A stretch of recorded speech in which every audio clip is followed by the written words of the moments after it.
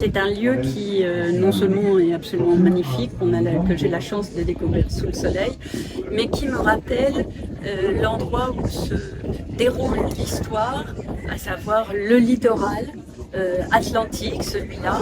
Mais la présence de l'eau a toujours des vertus bienfaisantes sur la Bretonne que je suis.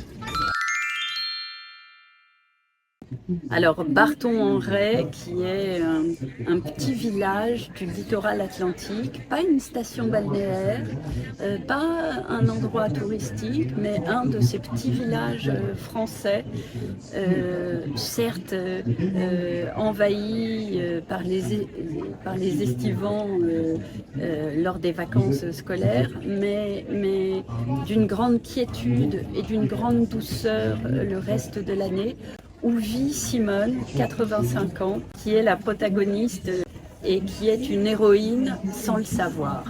Et c'est une petite dame qui a une vie minuscule, on pourrait dire.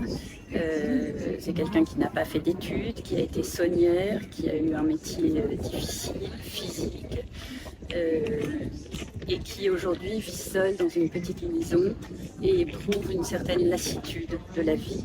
Le propos du livre étant de lui dire que non, elle est importante, elle compte, elle a encore des choses à montrer, des choses à se prouver, des choses à découvrir.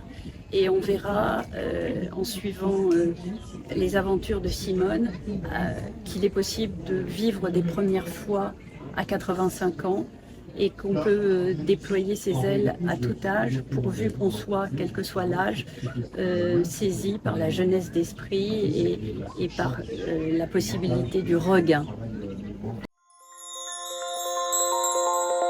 La gratitude pour cette femme qui a incarné dans ma vie la bienveillance, la générosité et le courage des petits combats du quotidien.